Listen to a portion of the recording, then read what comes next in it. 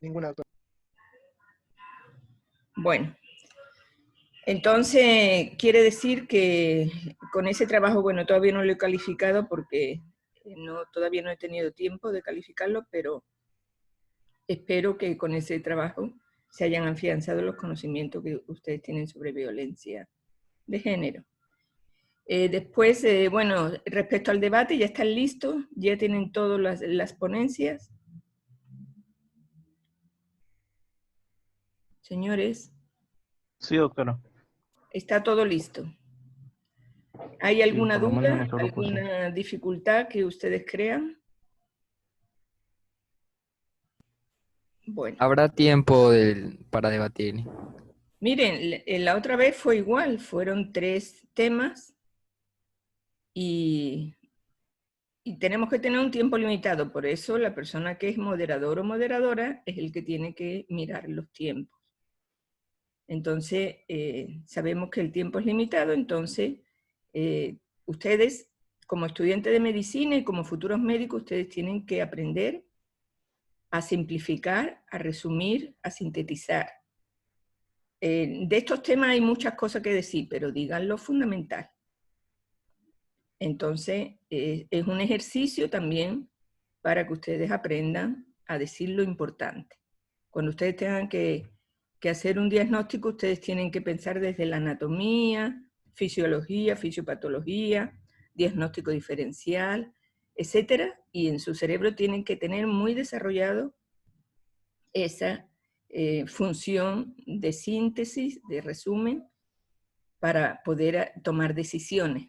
Entonces, esto ya desde acá, en materias así sencillas, ustedes tienen ya que aprender a hacer así. Entonces, en el debate, por favor, prioricen lo importante, digan lo importante, y así va a haber el tiempo necesario, como ocurrió con el otro debate, que fue muy bien, o sea, se cumplió dentro de los tiempos, ¿sí? No sé qué más, qué otro problema pueden tener.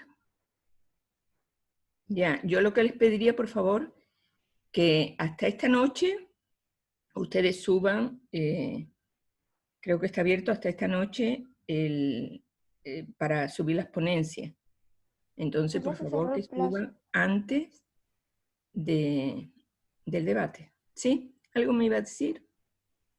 No, es que ya está subido, porque hasta Ah, ayer ya. teníamos... Ok, perfecto. Muy bien. Entonces, señores, entonces lo del debate estaría listo, solo tendremos que mañana hacer esa actividad. Nos queda el tema de buenas prácticas en la salud, que ya les voy a indicar, pero quisiera también comunicarles otra cosa. Miren, ya ustedes ya tienen fijado alguna fecha de examen, ¿o no? Todavía no, ¿verdad? Aún no. Solo sabemos que empiezan... Empieza el 28, ¿no? Ajá. Bueno, yo les propongo algo. Yo les propongo que ustedes hagan el examen parcial conmigo el viernes 25. El viernes 25, miren, solo tenemos este tema que vamos a dar y yo voy a poner una tarea hasta el otro domingo, hasta el domingo 27. Ustedes van a tener tiempo suficiente. Yo ya antes del fin de semana ya les voy a mandar los documentos que van a incluirse en este parcial, que son, vamos a repasarlo. Mire, son los conceptos que dimos en el primer taller, del primer parcial, que era igualdad, equidad, discriminación, etcétera. Serían esos conceptos que yo le voy a pasar un documento. Después está el tema de derechos humanos. Bueno, es un tema un poquito amplio, pero también se vio en los talleres. Le voy a pasar el documento, que es un documento simplificado, diríamos. Después está el tema de violencia de género, que ustedes ya tienen el PDF del PowerPoint, pero bueno, ya eso yo les voy a mandar en un solo paquete. Y por último, el tema de hoy, que es el tema de buenas prácticas en los servicios de salud. Entonces, básicamente, la materia es muy corta. Ustedes dándole un par de leídas van a hacer un excelente examen porque ustedes son excelentes estudiantes. Entonces, yo les propongo, o sea, solo es una propuesta, ustedes analicen y me indican.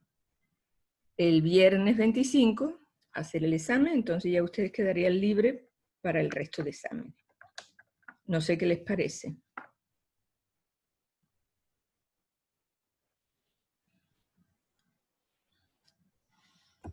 Sí, me parece bien. ¿Y nos podría hablar acerca de la tarea que nos pondría para la próxima semana? ¿De qué Con se el tema de trataría? hoy, ya tienen ustedes los elementos para hacer la tarea que falta. Que es un ensayo, pero de una experiencia personal. Ya les voy a explicar cuando les explique el tema. Entonces, van a tener prácticamente desde mañana, cuando se termine el debate, hasta el domingo, el próximo domingo, para hacer esa tarea. Y también para revisar los temas que, como les digo, son esos 4 temas que son relativamente fáciles de leer. Yo digo 2 horas bien concentrados, ustedes ya salen con esta materia. No sé, ustedes me dicen, si no toman decisión ahora, tomen la decisión, díganme mañana, si es posible, para que yo vaya organizando el examen, si les parece. ¿De acuerdo? Entonces piénsenlo y yo digo que sería para ustedes, o sea, les estoy dando una facilidad para que ustedes se dediquen a otras materias que son más complejas. Entonces, bueno, ya es cuestión de ustedes que decidan o no decidan. ¿Ok? Bueno, vamos a ver ahora el tema que serían las buenas prácticas en los servicios de salud. Me esperan un minuto.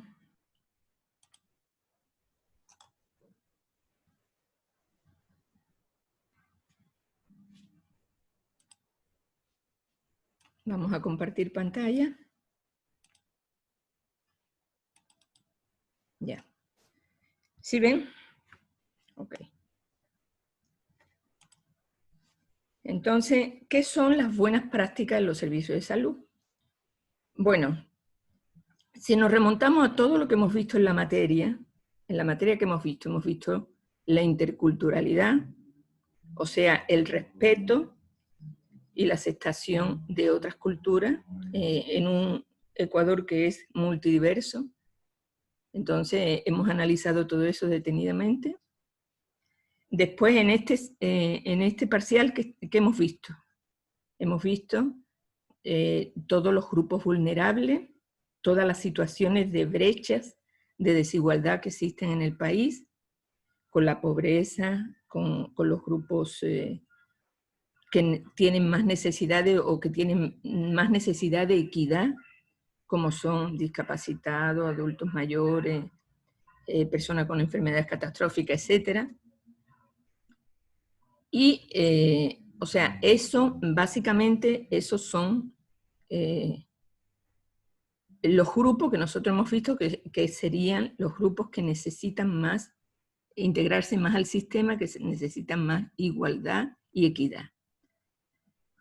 Entonces, ¿qué nos dice la Constitución? ¿Qué nos dice nuestra base legal? Ya eso lo hemos analizado en las distintas exposiciones y se sabe que la salud es un derecho que garantiza el Estado y que también tiene que ver con otros derechos, como el derecho al agua, a la alimentación, a la educación, etcétera, al trabajo, a la seguridad social, a vivir en un ambiente sano, etcétera. Y que el Estado, ¿cómo garantiza ese derecho a la salud? Con políticas públicas que permiten un acceso oportuno, permanente y sin exclusión a programas, proyectos, acciones y servicios de promoción y atención integral de la salud en general, de la salud sexual y de la salud reproductiva. Entonces, también dice la Constitución, porque la Constitución dice prácticamente casi todo, que esos servicios de salud, ¿cómo tienen que ser? ¿Con qué principio? Con equidad, o sea, para los más desfavorecidos, universalidad para todos, tanto extranjeros como ciudadanos ecuatorianos, solidaridad, que los que menos tienen tengan acceso, como por ejemplo, si no se tiene acceso, el Estado tiene que garantizarlo, que lo hace a través del Ministerio de Salud. Y en el caso del IES, ¿qué pasa? Que los que aportan más ayudan a los que aportan menos. Eso es el caso del Seguro Social Campesino. Ellos aportan un mínimo, pero los que aportan más le ayudan a complementar ese mínimo. Entonces eso es un principio de solidaridad. Interculturalidad, como hemos dicho, respeto a las prácticas y a las culturas que existen en el Ecuador. Calidad, o sea, hacer las cosas en función, eso lo vamos a ver más adelante, en función de las necesidades de la población. Eficiencia, hacerla con el menos costo posible, o sea, sin derroche, aunque mire lo que hemos visto en esta pandemia, bueno, no era derroche, era corrupción, porque era robo. Pero ese robo ha hecho que se produzcan muchas muertes porque no ha habido los equipos, los insumos necesarios para la atención en salud. Eficacia, es decir, hacer lo que se tiene que hacer, cumplir lo que se tiene que cumplir los objetivos propuestos. Precaución, hacer las cosas planificadamente. Y bioética, o sea, tener los principios de justicia, principio de respeto y sobre todo de autonomía, o sea, siempre pensar y que el otro debe estar informado, que el otro tiene que saber lo que se hace con él. Todo esto en cuestión de salud, ¿verdad? Y con un enfoque de género y generacional. Generacional en el sentido que no es lo mismo tratar un niño recién nacido que un adulto o que un adulto mayor. O sea, tiene que haber programas específicos para cada uno. Entonces, esto está en la Constitución, esto está en el Código Orgánico de la Salud, hasta ahora vigente, porque el otro todavía no está publicado en el registro oficial. No sabemos si se vetará o no se vetará. Entonces, pero hay un Código de la Salud que está vigente y que por eso se rigen las instituciones y nos regimos todos los que vivimos en el territorio nacional. Y además hay muchísimas leyes que ustedes ya lo han indicado en sus exposiciones, la ley del adulto mayor, la ley de discapacidad, el Código de la Niñez y Adolescencia, cantidad de leyes que no tienen que ver exactamente con salud, pero que tocan el servicio de salud, porque la salud es algo muy importante para la población en general, para la población ecuatoriana. Entonces, quiere decir que la base legal existe. Ahora, ¿cómo se aplica esa salud ya en la práctica? Y ustedes saben que, bueno, que en el país hay lo que se llama un Sistema Nacional de Salud. Un Sistema Nacional de Salud que, bueno, se dice Sistema Integrado de Salud, pero en realidad tan integrado no está, o sea, todavía está fragmentado. ¿Por qué? Porque por un lado está el Ministerio de Salud Pública con todo su sistema de centros de salud, de hospitales, etc. Por otro lado está el IES, también con su centro de salud, sus hospitales. Por otro está el sistema de la policía, por otro está el sistema de los militares, y por otro está el sistema privado, con sus consultorios y clínicas en todo el territorio nacional. Que se quiere integrar, efectivamente, ese es el sistema de salud nacional, pero que esté completamente integrado, todavía le falta un poco. En Entonces, bueno, ese sistema de salud, ¿quién lo rige? Lo rige el Ministerio de Salud Pública. El Ministerio de Salud Pública que dicta las políticas, los programas, los proyectos y que dicta las normas, etcétera, para intentar hacer un sistema completamente integrado. En otros países está completamente integrado el sistema de salud. Solo hay un sistema de salud, no hay 4 o 5. Solo hay uno. Aquí todavía se va caminando hacia ese sistema único nacional de salud. Entonces, ese Ministerio de Salud Pública, ¿qué hace? Pues intenta, como les digo, hacer las políticas y tiene muchas direcciones. En las direcciones en que nosotros hemos tratado, que es toda la parte intercultural y la parte de género y de inclusión, lo llevan 2 direcciones. La Dirección Nacional de Salud Intercultural, que lo que hace es implementar políticas de reconocimiento y respeto a la diversidad de los pueblos y nacionalidades y articulación de esos conocimientos y saberes ancestrales con el sistema actual. Y por otro lado está la Dirección Nacional de Derechos Humanos, Género e Inclusión, que aplica para implementar sus políticas de derechos humanos, aplica el enfoque de derechos humanos en la salud. Entonces, a nivel de salud intercultural, ¿qué se ha conseguido? ¿Qué se tiene? Bueno, se tiene, por ejemplo, integrada la partería ancestral. Todas las parteras pues están integradas, o una buena parte de las parteras que han sido parteras de generación en generación, eso ya lo vimos, están integradas al sistema de salud, han recibido capacitación, han mejorado toda la parte de asepsia, antisepsia, para evitar o mejorar el bienestar tanto de la madre como del niño, para que no haya infecciones, etc. Eso está muy integrado, eso ha sido incluso muy bien coordinado con las organizaciones de los pueblos y nacionalidades del Ecuador con el Ministerio de Salud. Hay otros intentos, por ejemplo, de lo que se refiere a algunas atenciones con algunos yachas en las zonas de la sierra, que también en algunos casos de algunos centros de salud se han integrado para dar esa medicina complementaria, sobre todo en las zonas indígenas, ¿no? Eso no está generalizado ni mucho menos, son pequeños intentos en algunos sitios, en algunos centros de salud.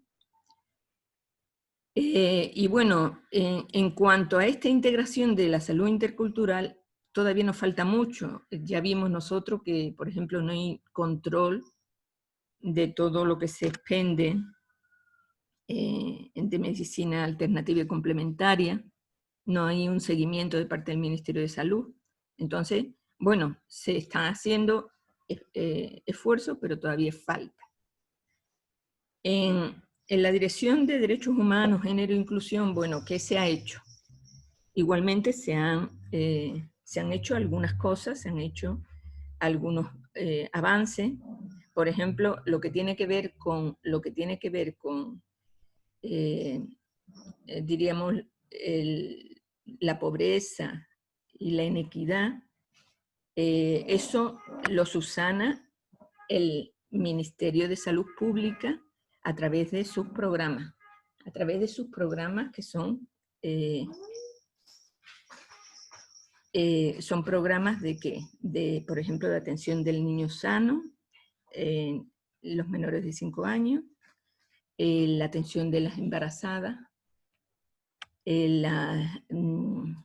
hay además la atención de enfermos crónicos, como por ejemplo diabético, hipertenso, en la población de adultos mayores, sobre todo, o de personas, de adultos y de adultos mayores.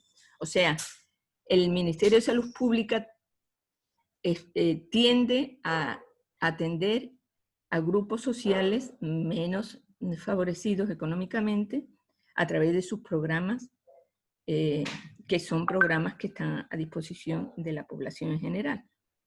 Igualmente hay programas, hay normativas, hay por ejemplo un manual de atención a los grupos, a los colectivos, como por ejemplo los grupos LGBTIQ, de tal manera que para sensibilizar sobre todo a los profesionales de salud y también a todo el personal de salud que trabaja en el sistema, para que no haya discriminación y por supuesto haya inclusión. Igualmente, en los casos de violencia de género hay todo un sistema, hay unidades de atención, en los hospitales sobre todo, para detectar violencia, y hay equipos de atención integral con médicos, con psicólogos y con trabajadoras sociales. Entonces, realmente pues sí se ha hecho un esfuerzo, todavía falta mucho, pero es importante ese esfuerzo que ha hecho el Ministerio de Salud Pública. Porque lo que se quiere llegar es a tener un sistema de salud con pertinencia intercultural, de género e inclusiva. ¿Y eso qué significa? Ese sistema de salud con pertinencia intercultural, de género e inclusiva, quiere decir que, que un sistema de salud es pertinente cuando los objetivos y las prácticas responden a las necesidades de la población. Entonces, si es intercultural, responde a las necesidades de los pueblos y nacionalidades del Ecuador. Si es inclusive de género, responde a los grupos vulnerables de la población. Y esa pertinencia es una construcción social que se hace entre el personal de salud y la comunidad. O sea, no es que ustedes van, cuando ustedes lleguen a hacer el año de medicina rural, ustedes van a llegar al centro de salud, pero el centro de salud ya tiene una coordinación con la población, ya sabe qué es lo que pasa en esa población. Ya ha visto las necesidades, ya ha conversado con la población, y entonces el centro de salud será pertinente si ese plan para lograr un servicio óptimo está construido conjuntamente entre el personal de salud y la comunidad. Eso es lo que da pertinencia intercultural, de género y de derechos humanos. Entonces es no solo implementar, yo sé esto, yo voy a poner aquí mi modelo ideal en una población que tenemos indígena o una población que tenemos que tiene bastante pobreza. No, el modelo ideal es imposible. Hay que buscar qué es lo que necesitan las personas. Entonces eso sería la pertinencia. Bueno, eso nos abre como el camino para ver qué es calidad en la atención y qué son las buenas prácticas. Entonces, bueno, vamos no sé si hasta aquí hay alguna pregunta, diríamos, algún comentario. Señores. No, doctora, todo está claro. Bueno, entonces, una vez conocido esto, que es como un resumen de lo que ustedes han visto, vamos a entrar en otro, diríamos, en otro ejemplo, en otro escenario. Por ejemplo, imagínense ustedes una fábrica, por ejemplo, aquí en Manta, que hay tantas fábricas, por ejemplo, hay procesadoras de atún. Entonces, una empresa procesadora de atún. A ver, veamos esa empresa, ¿cuál es su objetivo? ¿Qué fines tiene? A ver, díganme ustedes. Señores. Una empresa procesadora de atún, ¿qué fin tiene esa empresa? Vender, doctora, y exportar. A ver, vender Y exportar. y exportar. ¿Para qué? Para tener dinero, doctora. Para tener dinero. Bueno, usted ha dicho para tener dinero. Ok. ¿Y qué actores, esperen un momento, y qué actores intervienen en esa empresa. Los barcos pesqueros, los transportadores de pescado, los obreros que cocinan y enlatan el pescado y luego los que promocionan el pescado, o sea, los publicistas. ¿Qué más? ¿Qué más? Ahí hay algo más. ¿Alguien que me diga? ¿Alguien que quería hablar antes?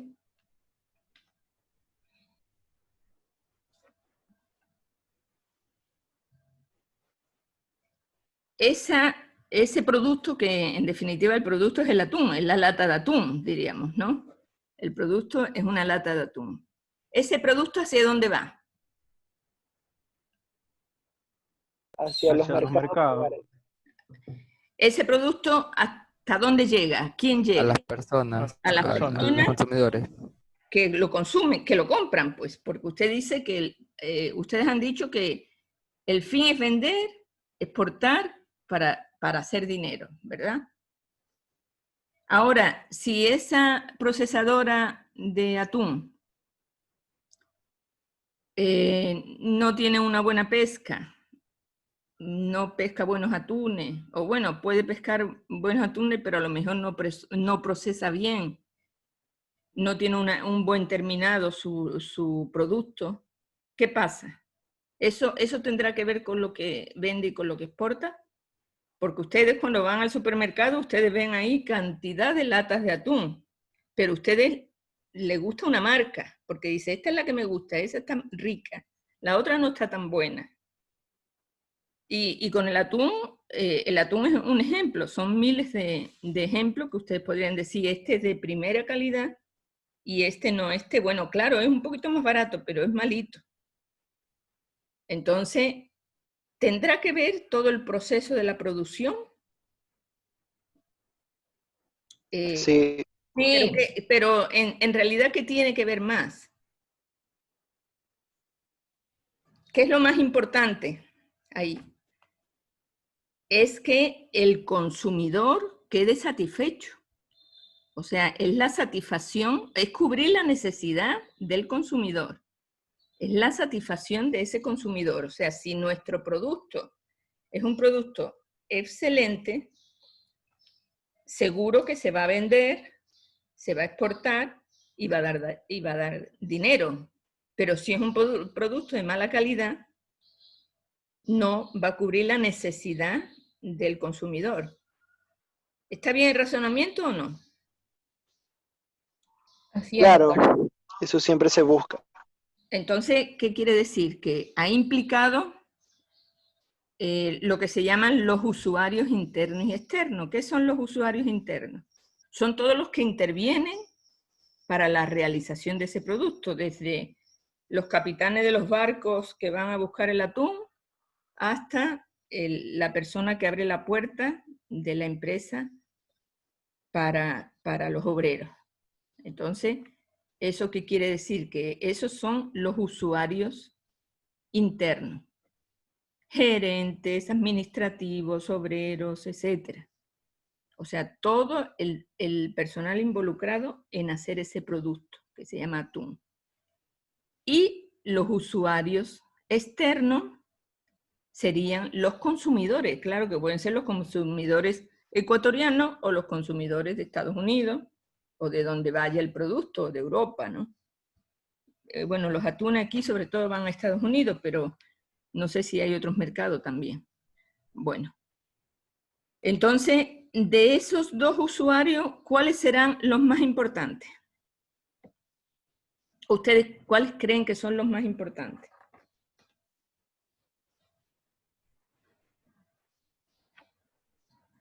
A ver. Los ecuatorianos. De los usuarios, ya hemos dicho usuarios internos, que son todos los que hacen el producto.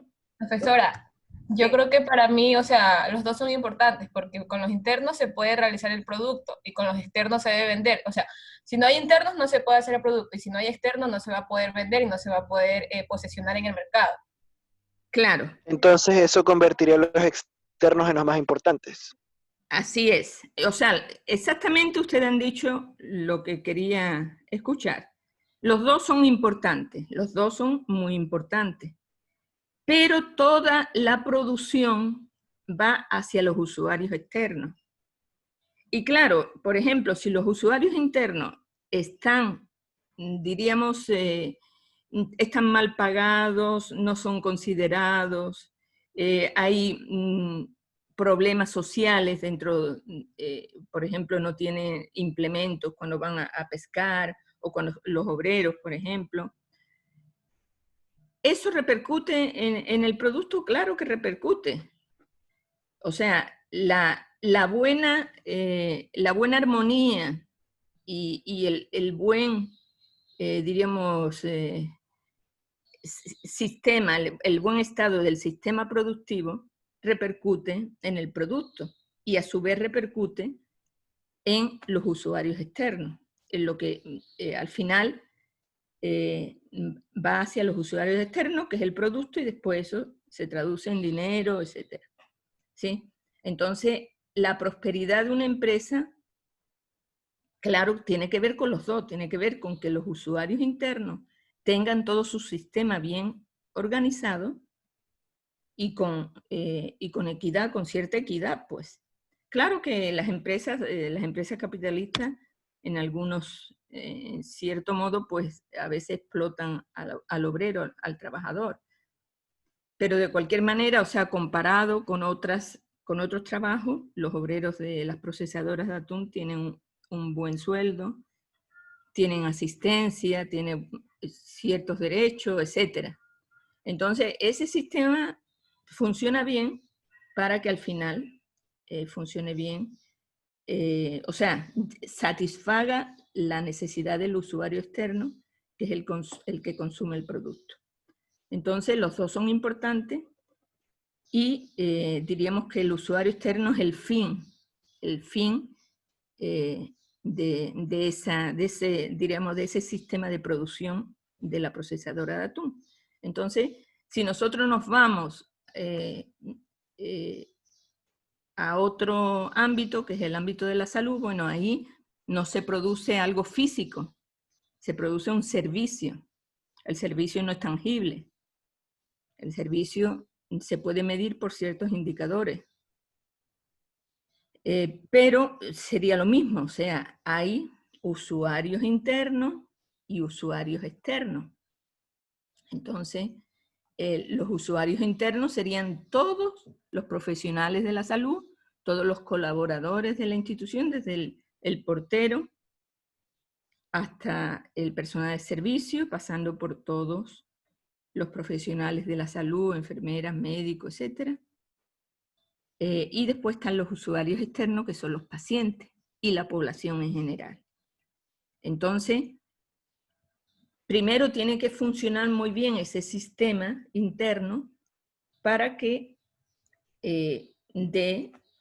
se proporcione ese producto final, el producto final que sería mejorar la salud de la población o del individuo, de este individuo en particular. Entonces ese sería nuestro producto final.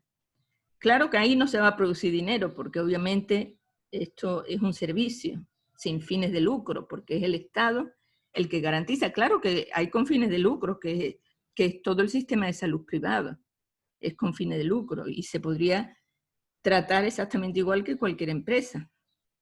Pero en general, dentro del sistema de salud nacional, no se puede mirar ese fin de lucro, sino el producto final sería el mejoramiento de la salud individual y colectiva. Entonces, la importancia de los usuarios internos y externos en la salud es fundamental. Entonces, eso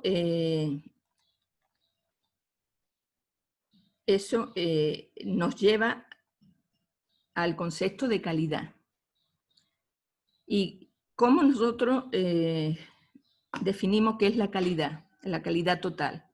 La calidad total es la filosofía de gestión que se convierte en un proceso de aprendizaje y mejora continua en referencia a diversas metodologías, porque esto es un concepto de administración, no es un concepto propiamente de salud, de administración de empresas. O sea, esto de la calidad total se aprende cuando se estudia administración de empresas, pero también ustedes, no sé si ustedes con el nuevo rediseño tienen una materia que se llama Administración de Salud, pero en el pensum, en la malla anterior, había una materia que se llamaba Administración de Salud y que trataba estos temas, de cómo se administra tanto centros de salud, hospitales, etc., con estos conceptos de calidad total. Entonces, la calidad, ¿cómo se entiende? Se entiende como la orientación de toda la organización a la satisfacción de los usuarios en un entorno cambiante. Y de los usuarios, más bien usuarios externos. Es la orientación de toda la organización hacia la satisfacción de los usuarios externos en un entorno cambiante. ¿Eso qué quiere decir en un entorno cambiante? Porque hay distintos escenarios, ¿no? Por ejemplo, ahora en el escenario de la pandemia es completamente distinto al escenario que había hace 6 meses. Los administradores de empresas, ¿qué hacen? ¿Qué dicen? Bueno, para nosotros tener una buena calidad y nosotros medir ese proceso de calidad, nosotros tenemos que planificar. Hay que planificar lo que se va a hacer y hay que evaluar eso que se va a hacer. Y, por ejemplo, se planifica para un año. Se hace un plan operativo para un año, o se hace un plan que se llama estratégico, que es lo que se llama, que es lo que nosotros a nivel nacional se llamó antes el plan del buen vivir, ahora se llama el plan toda una vida. Es un plan estratégico que es para 4 años. Pero ese plan estratégico para 4 años se van haciendo planes operativos cada año y se va midiendo, a ver, ¿qué queremos conseguir al final? Entonces vamos a ir viendo si lo vamos consiguiendo año a año. Vamos evaluando y si eso no se ha conseguido, pues tenemos que dar un poquito marcha atrás y volver a hacer una nueva planificación para intentar cumplir nuestros objetivos. Entonces, ese es el entorno cambiante o la mejora continua. O sea, eso es como una espiral que va a ir mejorando poco a poco, pero mejorando si se evalúa. Si no se evalúa, siempre haremos las cosas de la misma manera, o sea, entre comillas, mal, y nunca cambiaremos. Entonces, si se evalúa, se puede cambiar. Entonces, calidad, se entiende calidad como la satisfacción del usuario externo. Si nosotros, nuestro sistema de salud, llega un paciente, nosotros lo atendemos y logra salir primero curado, obviamente, o sea, se satisface su necesidad. O no se le da una receta y allá vaya usted y no se le hace seguimiento, no. Se satisface completamente su necesidad, entonces es un sistema de calidad. Si no, pues tiene muchas deficiencias. Entonces, el sistema de calidad no es un servicio que se da puntual. Es un servicio que se da en el tiempo y que tiene que ser evaluado y mejorado si es necesario. Y claro, en el concepto de calidad, aparte de eso, pues hay otros elementos y ya vamos a ver cuáles son. El fin último es ese, que es la satisfacción del usuario. Claro que para la satisfacción del usuario externo necesitamos que toda la organización, todo el sistema de salud funcione como es debido. Entonces vamos a ver también unos conceptos que tienen que ver con los niveles de gestión de la calidad. Entonces, en cualquier estructura de producción, sea de servicio, sea de producto, hemos visto los dos, sea de producto o de servicio, hay como 3 niveles. Por un lado está la estructura, que diríamos que es lo físico. Por otro lado están los procesos y por otro lado están los resultados, que tanto los procesos como los resultados no se ven, claro, se ven porque lo hace la estructura, pero diríamos que es un concepto teórico, ¿no? Y el resultado es el impacto final de la estructura y el proceso. Entonces, ¿qué es la estructura? La estructura es todo el personal, todos los talentos humanos, todos los recursos físicos, o sea, diríamos la infraestructura, o sea, el edificio, todos los equipos tecnológicos, el dinero que hay invertido en para comprar insumos, etcétera, etcétera, o sea, todos los recursos financieros, eso es la estructura. Y uno de los pilares más importantes es el talento humano, obviamente. Las personas que están capacitadas, los profesionales y todo el personal que labora en los centros de salud, que están capacitados precisamente para cumplir unas determinadas funciones con una experiencia también determinada en sus capacidades, en su currículum, etc. Entonces, esa es la estructura. Después, los procesos, ¿qué son? Los procesos es cómo hacemos que eso funcione. Entonces, por ejemplo, yo pongo ahí un ejemplo que es el proceso de levantarme por las mañanas. Yo me puedo levantar por las mañanas a las 7 de la mañana y darme una ducha y rápidamente irme a trabajar. O puedo levantarme un fin de semana a las 10 y quedarme ahí en la cama viendo televisión. ¿Eso qué quiere decir? Que yo no tengo un proceso, yo no tengo un procedimiento para levantarme, sino que lo adecuo a mis necesidades. Pero en salud, en un sistema de salud, el procedimiento siempre tiene que ser el mismo. Siempre tiene que estar especificado y tiene que realizarse la misma actividad. Entonces, esos procesos que hay de todo tipo en el Ministerio de Salud, aparte de que sea un proceso técnico, tiene que estar lleno de una serie de principios y valores. Como veíamos que dice la Constitución, ¿no? Que la salud tiene que tener equidad, interculturalidad, etcétera, etcétera. Entonces, esos principios y valores también nos garantiza que nosotros satisfacemos la necesidad de ese usuario, de ese paciente.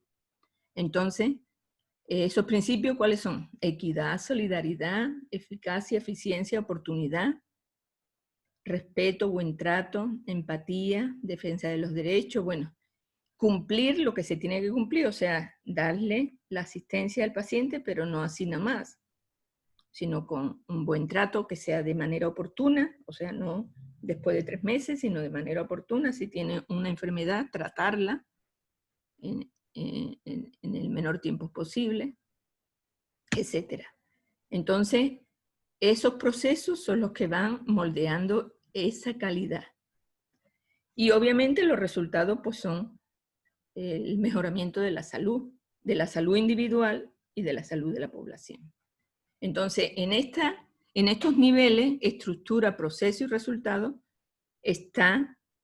analizando estos niveles, sabemos si hay calidad o no hay calidad en la salud. ¿Ok? Bueno, y ahí viene lo de la pertinencia, porque nosotros decíamos que la pertinencia intercultural de género e inclusiva es una construcción conjunta entre la comunidad y el personal de salud, o sea, que llene las necesidades que tiene ese personal, que atienda a esas necesidades de la población. Entonces, si nosotros hacemos un servicio con calidad, con esa calidad total, pues nosotros básicamente pues, tenemos pertinencia de todo tipo, ya no solo intercultural, de género e inclusiva, sino pertinencia basada ya en todo el proceso de salud, o sea, en que haya promoción, prevención, atención, rehabilitación en la salud. O sea, todo el sistema de salud es pertinente.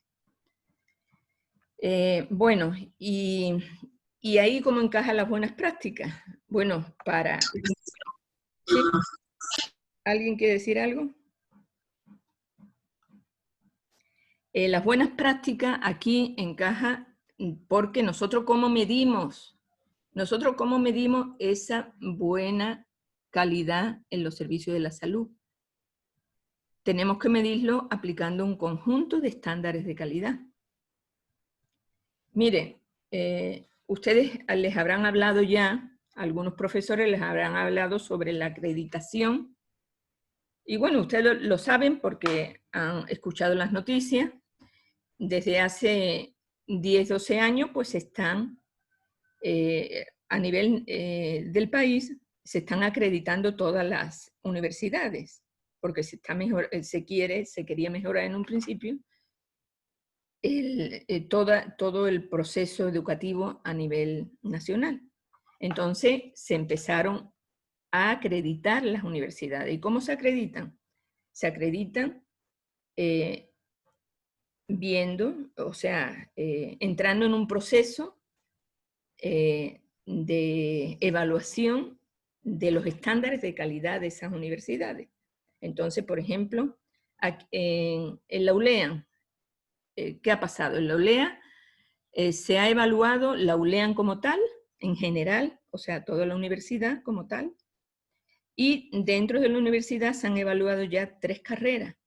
Bueno, se evaluó en el 2014, se evaluó medicina, porque medicina es una de las carreras más importantes de la ULEA, y es una de las carreras más importantes que se enseña a nivel de las universidades, porque es sensible con la salud de la población. O sea, entonces, realmente, la primera en ser evaluada era esa carrera, y fue evaluada en el 2014. Después, ya en el 2018, se evaluaron también enfermería y odontología, también dentro de los servicios de salud. Hasta ahora solo se han evaluado esas. Después ya empezarán a evaluarse el resto de carreras. ¿Y qué pasó en el 2014 cuando se evaluó medicina? Que se sacó 0. ¿Eso qué quiere decir? Que todos esos estándares de calidad que eran, miren, eran estándares que tenían que ver con la academia. ¿Qué llevaba el estándar academia? El estándar academia lleva todo lo que es la docencia. Los sílabos, cómo imparten las clases los profesores, si el perfil del profesor está en la línea de la materia que da, etcétera, etcétera. O sea, todo lo que tiene que ver con la docencia estaba en ese estándar de academia. Después hay un estándar de investigación, cuántas publicaciones han hecho, cómo se hacen. Por ejemplo, en el 2014 salió 0. Después hay un estándar de vinculación, o sea, cómo nos vinculamos a la comunidad, qué proyectos y programas hay de vinculación con la comunidad. Hay un estándar de bienestar estudiantil, cómo los estudiantes están satisfechos con su carrera, qué debilidades hay, etc. Bueno, hay una serie de estándares bastante complejos que se iban analizando. Entonces, ¿qué pasó en el 2014? Bueno, no solo que le pasó a esta carrera, le pasó a muchísimas carreras del país de medicina. No aprobaron, sacaron un puntaje muy bajo, entonces hicieron un plan de fortalecimiento para después ser otra vez evaluado. Entonces ahí sí se empezó a trabajar con todos esos estándares de calidad uno por uno. Ahí nos involucramos tanto los docentes, los administrativos, los directivos de la carrera y de la universidad y los estudiantes. O sea, todos fue un trabajo conjunto para mejorar todos esos estándares de calidad. Y efectivamente, en el 2018 se volvió a evaluar, ya era completamente distinto el escenario, era un escenario donde se habían, y miren que pasamos por el terremoto en el 2016, que también se vino abajo muchas cosas, aparte de edificios, todos los procesos como que se enlentecieron y hubo que esperar un tiempo hasta retomar todo. pero se logró y en el 2018 efectivamente pues hemos acreditado como carrera. Ya les digo que eso fue un trabajo conjunto, estudiantes, profesores, administrativos, etc. Y basándonos en esas buenas, en los estándares de calidad. Entonces, en salud es exactamente igual. Para medir la calidad de un servicio de salud nos basamos en los estándares. ¿Y qué son las buenas prácticas? Son aquellas formas de hacer en relación a valores, principios, procesos y resultados que guían la introducción de mejora en el funcionamiento de los centros y que aseguran que las personas reciban un servicio de calidad. Esas son buenas prácticas. Entonces, a nivel salud, ¿cómo hacemos nosotros? Las buenas prácticas, aparte de lo que tiene que ver con que la estructura, o sea, el edificio, el talento humano sea el adecuado, tiene que ver mucho con las necesidades del usuario y el trato individualizado. Esas dos cosas fundamentales. Las necesidades del usuario, ¿qué son? Necesidad de ser comprendido. Una persona que llega a un centro de salud con una dolencia necesita ser comprendido, ser bien recibido, sentirse importante, necesita comodidad y, lo más importante, necesita que le resuelvan su problema, o sea, que el médico le resuelva su problema de salud adecuadamente y en tiempos oportunos. No decía, ay, no hay, llegar al hospital, decir, no hay servicio, usted tendrá una cita dentro de 3 meses. Eso no es calidad de atención. Y la atención personalizada e individualizada del usuario, uno podría decir, es que hay tanta gente que va a los centros de salud, que ¿cómo vamos a conseguir una atención personalizada? Se puede conseguir con cosas muy simples, con cortesía, con orientación, o sea, con una buena información, con puntualidad en el servicio, con aclaración de dudas, con una buena comunicación verbal, mostrando confianza, mostrando interés, deseo de ayudar, de satisfacer sus necesidades. O sea, si uno se enfrenta con una persona cuando llega al centro de salud que no le da ninguna orientación, realmente pues ya se siente mal. También con una comunicación no verbal, o sea, que la voz sea cálida, que haya un contacto visual. A veces vamos a una consulta y ni siquiera nos miran. Siéntese, espera un momento, abre el computador, mira en el computador, le da una receta y adiós. Entonces, eso realmente pues, nos baja la autoestima, porque realmente ni siquiera eso ha sido una atención robotizada. No ha habido ese contacto humano, esa empatía que es fundamental. El buen trato, obviamente, actitud y motivación positiva del usuario interno, el respeto, la discreción en cuanto a la confidencialidad de los datos, o sea, no ir aireando lo que tiene ese paciente, etc. Entonces, ¿qué quiere decir? Que con esos dos elementos, que son las necesidades del usuario y la personalización del servicio, nosotros, aparte de toda esa estructura que tenemos que se tiene que construir, tanto en edificios, en insumos y en talento humano, con eso se completa las buenas prácticas en la salud, se completa un servicio de calidad. Entonces, esto, en pocas palabras, esto es lo que sería diríamos, las buenas prácticas en salud. No sé si hasta aquí tenemos alguna pregunta. Miren, bueno, yo tengo que modificar esto porque este documento era del año pasado, en que yo les pedí a los estudiantes que hicieran un trabajo, una encuesta de satisfacción de usuarios, o sea, que se fueran a los centros de salud y hablaran con los pacientes y vieran si el paciente, bueno, era atendido, qué problemas había tenido, cómo se había sentido atendido, etcétera, etcétera. Entonces, esto es imposible hacerlo ahora, por eso lo que vamos a hacer es una tarea que va a ser una especie de análisis que ustedes van a hacer, es un análisis personal. Ustedes, bueno, pueden, por ejemplo, conversar con su familia de su entorno inmediato, padre, madre, hermanos, incluso usted mismo que ha ido a los centros de salud sabe cómo ha sido atendido, etcétera, etcétera. Entonces usted va a hacer un análisis, incluso puede hacer un análisis comparativo entre sistema público y sistema privado,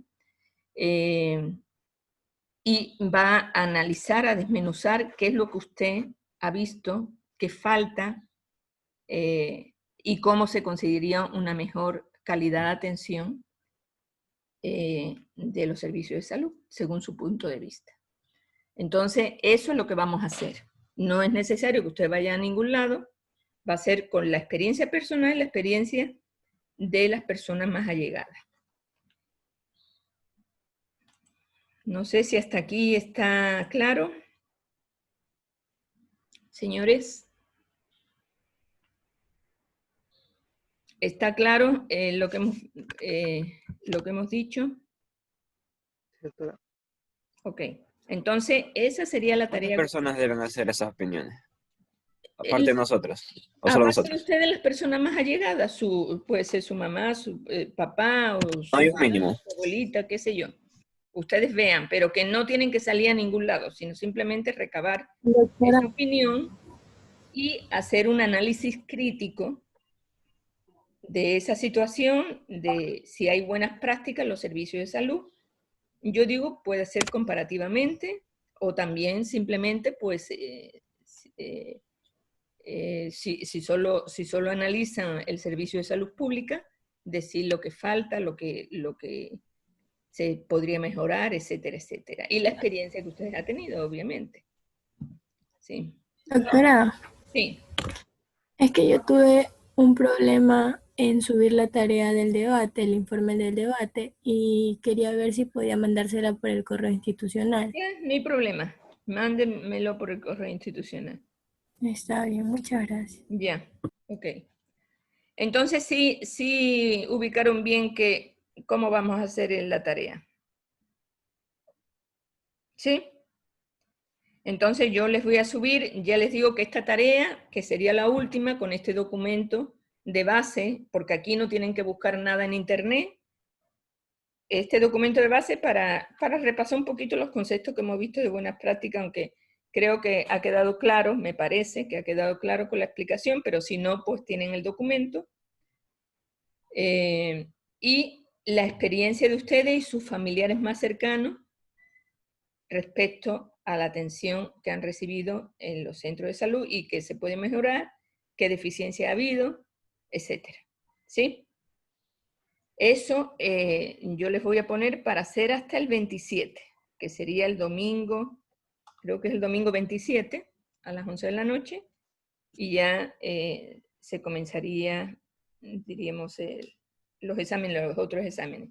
Y ustedes, por favor, mañana me indican si deciden hacer el examen de la materia el 25. ¿Ok? Listo, doctora. Bueno, entonces eso sería todo. Prácticamente nosotros hemos terminado ya la materia, hemos terminado todos los temas que nos habíamos propuesto en el sílabo y simplemente pues el próximo día, básicamente no vamos a tener clase porque lo dejaremos para que ustedes ya repasen, revisen los documentos y si ustedes se deciden, el viernes tener el examen final. ¿Ok? Listo, doctora. Si ustedes quieren tener una clase que sea de repaso, bueno, podemos tener una clase de repaso si es que ustedes quieren. Ahí también me pueden decir. ¿De acuerdo? Bueno, señores, entonces espero que mañana pues tengamos un foro exitoso en el debate y Nos veríamos el día de mañana. Muchísimas gracias. Hasta luego. Chao, doctora. Gracias, doctora. Ya.